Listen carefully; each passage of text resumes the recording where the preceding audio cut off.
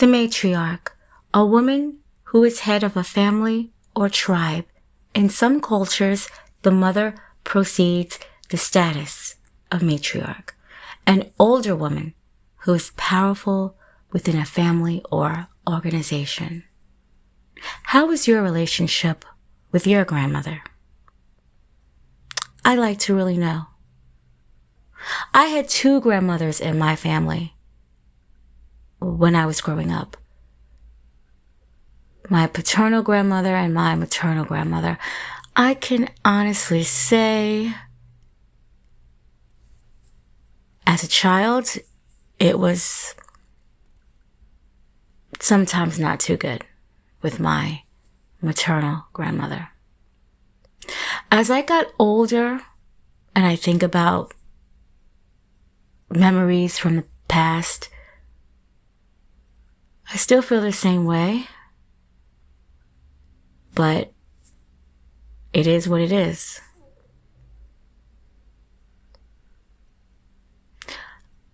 No matter what, I would have never killed her. Cantonment, Florida, December 30th, 2021. Lucas Nelson, 24, was riding in his grandmother's Hyundai SUV. Over the phone, he would tell a family member his grandmother was with him. They knew that this was a lie. Police would arrive to a residence on Candy Lane, the home of where Myrtle Frances Fournier, 75, resided. She went by the name Fran. She had been found deceased in her recliner with 2 dog leashes wrapped around her neck. It wouldn't be long before the police would catch up to Snelson.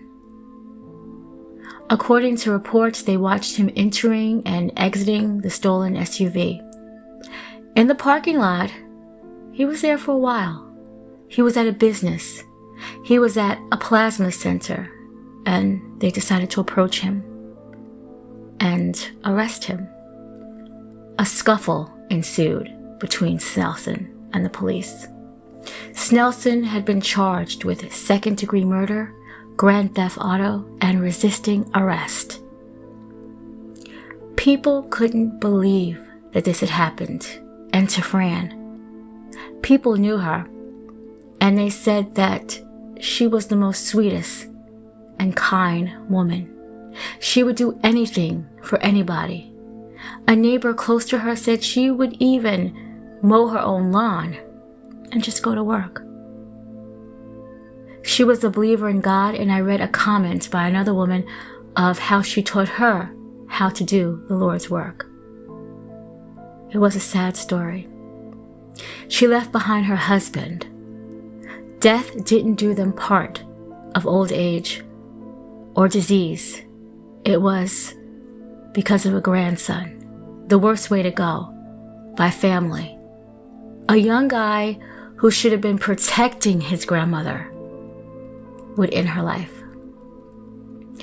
You know, I love to go snooping around on Facebook pages, and I did find out that he apparently was a user of drugs, and some people have said maybe that choice led him to do what happened to his grandmother. That's still not an excuse for me, and apparently it wasn't an excuse for Snelson either, because on January 6, 2022, he was found hanging in his cell. 5 days later, 2 funerals. No purpose, no point. Columbus, Georgia, August 30th, 2009. This happened not too far from where I used to live. I remember hearing about this story. A woman was found in her shed in the backyard, and she'd been stabbed to death. I remember thinking it had to be a robbery gone wrong, and then maybe they put her body in the shed afterwards. I had a shed in my backyard, and it was a little edgy for me because we lived so close together. The woman was 59-year-old Brenda Cook. Her 2 grandsons lived with her and her husband. She also homeschooled them as well. This was easier because the hours that their mother was working was very long ones. The Columbus police said Brenda Cook was beaten, stabbed in her throat multiple times, and she bled out. So who would do this? The police asked Ethan, one of the grandsons, for a DNA sample of his saliva. Ethan explained that his teeth made an impression on her hand. He had bumped into her earlier. He even agreed to speak to them without an attorney present. Ethan had blood splatter all over his clothes and scratches and bite marks on his body. They continued to question him. He caved. He admitted it. Quote, "It got out of control," unquote. He had stabbed her with a steak knife and a grill skewer. He even admitted he then broke the knife blade and had thrown it into the neighbor's yard, and he showed them exactly where the broken knife was located. His other set of grandparents couldn't believe that he was capable of such crime. He was one of the greatest kids that they have ever known. He never raised his voice, not even to yell at a dog. This was out of character. Who was he covering up for? It was hard on them. They had reportedly walked out of the courtroom during the hearing of the charges. Ethan had left this woman, his grandmother, to die in a shed out back while he went inside and he continued to play video games. The case didn't come up for another 2 years, and by this time, Ethan was 17 years old. Ethan spoke with his attorney, and I'm assuming family knew what was going on as well. He needed to undergo psychological evaluation, mixed with him also being so young. This case was a very hard case to factor in. Ethan admitted to taking a life, and in turn, he signed over his. He was given life in prison. He is eligible for parole in 30 years. He'll be around 58 years old.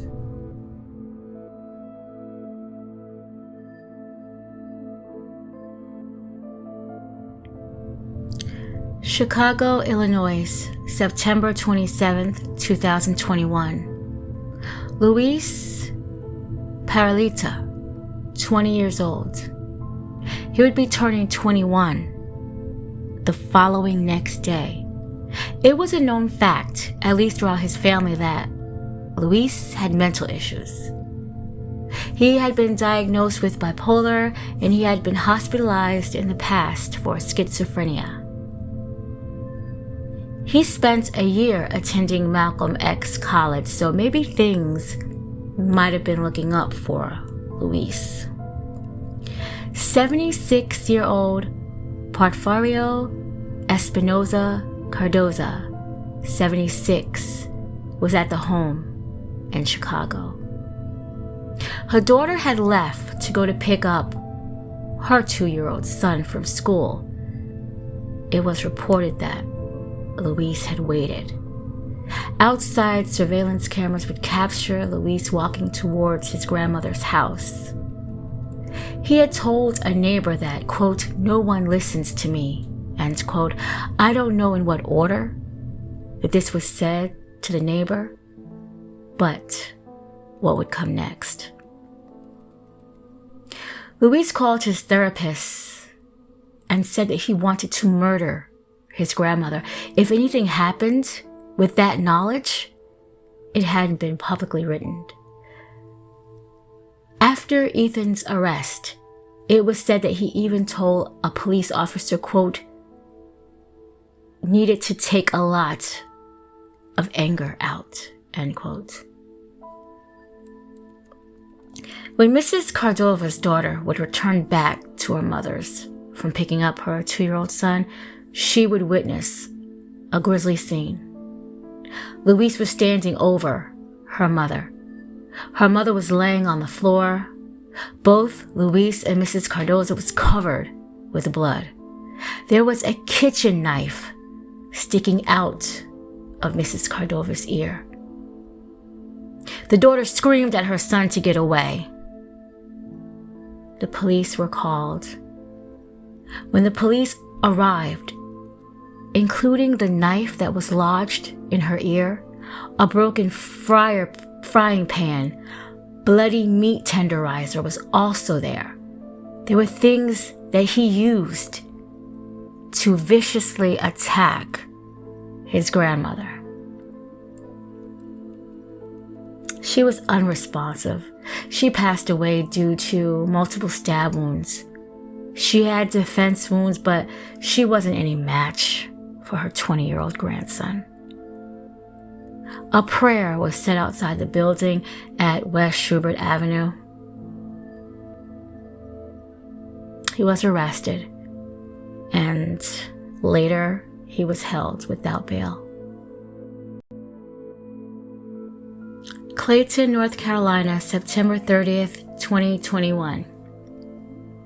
In the state of North Carolina is where this tragic case started and had taken place. In the city of South Fulton, Georgia, is where it ended. Camille Singleton, 31, was wanted in the shooting death of her grandmother, Anita Gaither, 68 years old. She had shot her in the head and fled with her 2-year-old son, Dior Singleton, in which led to an Amber Alert. I don't normally show children's faces, but not to mention he's so adorable, but also there was an Amber Alert, so his picture was everywhere. Officers doing a welfare check had found the grandmother dead and the toddler missing. People who knew Gaither described her as a neighborhood mom who loved her family, taking care of Camille's children, and she would participate in ALS charity walk in honor of a loved one with a disease. She did this in support of her own daughter who had died from a disease in 2017. Her name was Jacinta, and this woman was also the mother of Camille. So Camille Singleton was captured in Georgia. In a Walmart, she was actually recognized by somebody. She would then be extradited back to North Carolina. Her son, Dior, is with family. It's no report as to why she killed her grandmother as of yet. These were 4 different stories of situations that have been handled by the court and situations that have recently happened and haven't been handled yet by the court.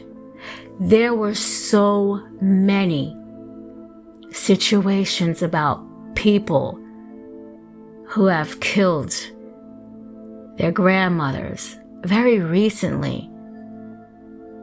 It's unbelievable.